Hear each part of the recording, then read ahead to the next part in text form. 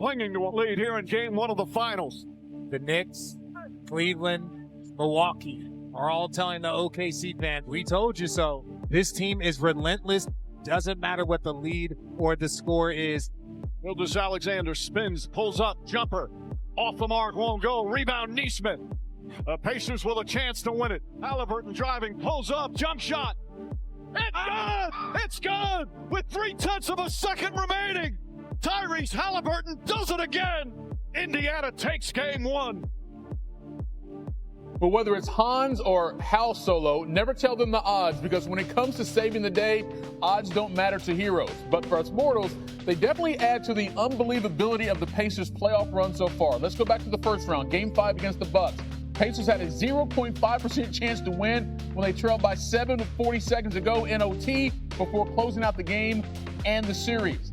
Next round, Game 2 against the Cavs. Pacers with a 1.1% chance to win when they went down by 17 just before the end of the third. They were also down 7 in the final minutes. And then to open the Eastern Conference Finals, Indiana had a 0.2% chance to win when the Knicks went up 14 with less than 4 minutes to go.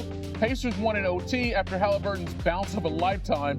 And how about game 1 of the finals on Thursday? Pacers with a 1.4% chance to win with just under 9 minutes remaining, down 14. But once again, the numbers reflect what your eyes have seen. Maybe the most clutch playoff run of all time. Now, the odds of Indiana winning all 4 of those games, 1 in 650 million.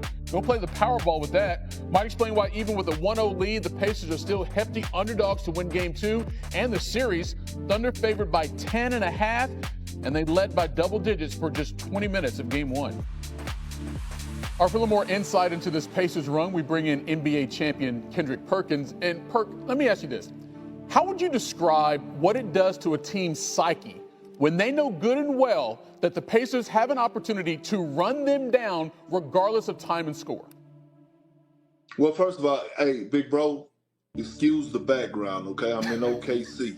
I'm in my hotel room. Everybody understands.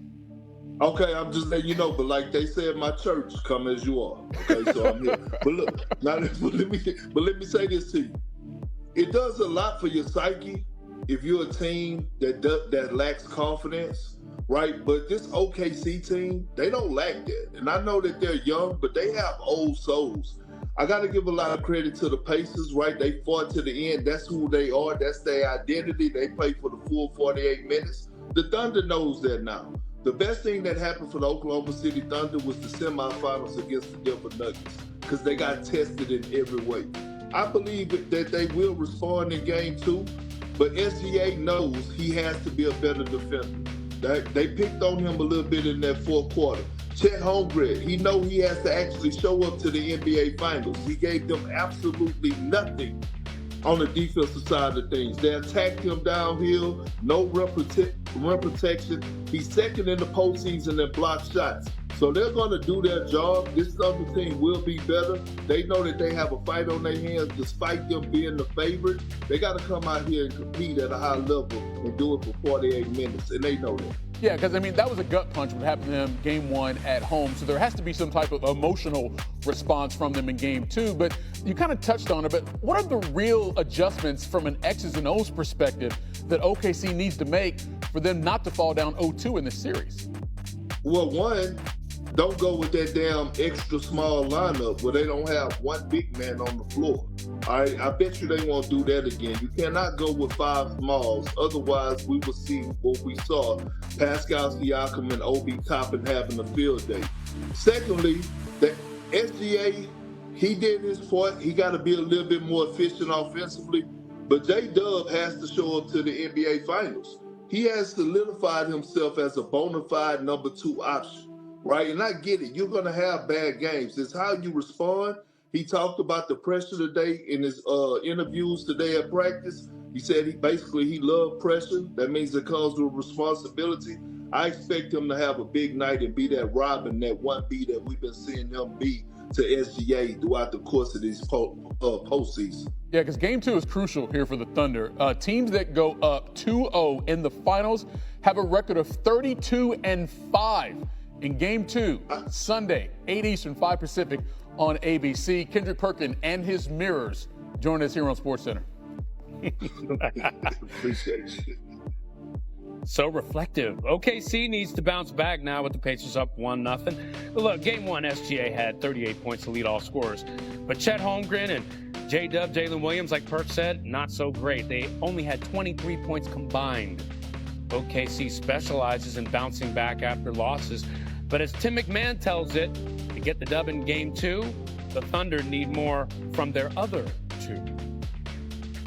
As Mark Daigneault said, usually delivering in the finals is not on the curriculum for third-year players. It's a credit to Jalen Williams and Chet Holmgren that they have thrust themselves into that situation. They were major factors in the Thunder's run to get here, but their finals debuts were disappointing. OKC's young stars embraced the burden of needing to be better in Game 2. Just try and think of myself as somebody that's very uncommon. I don't ever think that I'm in my third year, because then that allows me to make excuses.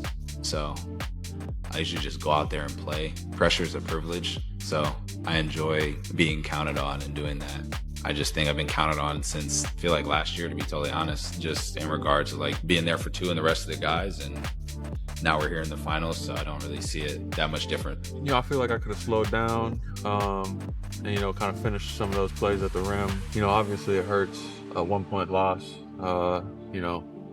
One single difference on one single play could have decided the game throughout the whole game. Williams and Holmgren don't need to look too far for proof that a third-year player can play a starring role in the finals. The Pacers' Pascal Siakam is a prime example. He was in his third NBA season when he had 26 points and 10 rebounds in the Raptors' championship-clinching win. In Oklahoma City, Tim McMahon, ESPN. Of course, OKC would like to lead the series, but the Thunder might have the Pacers right where they want them. I mentioned how good they are after a loss. 17-2 this season, coming off a loss, including the playoffs in the NBA Cup. The best since 1986-1987 Lakers, who ended up winning the title. Tyrese Halliburton has gone 12 for 14 on go-ahead or game-time shots in the last 2 minutes of games this season, with 4 of them coming in the playoffs. And let's relive all 4 of them. First round, Eastern Conference playoffs, Bucks-Pacers, Game 5. Less than 10 to go in OT. Halliburton drives past Giannis and lays it off the glass. They win it 119-118, and they end that series in 5 games. How about Eastern Conference semis? Pacers, Cavs, Game 2, 12.1 seconds left in regulation. Down 2, Hallie misses the free throw, gets the board, resets, step back, 3, come on. Watch this. Ty Jerome can't handle it. Step back 3, win. 11 points in the fourth quarter. Pacers win Game 2. And he had a message for those players who voted him most overrated. Overrate that. Ooh, that's all you need to say. Pacers win the series in 5.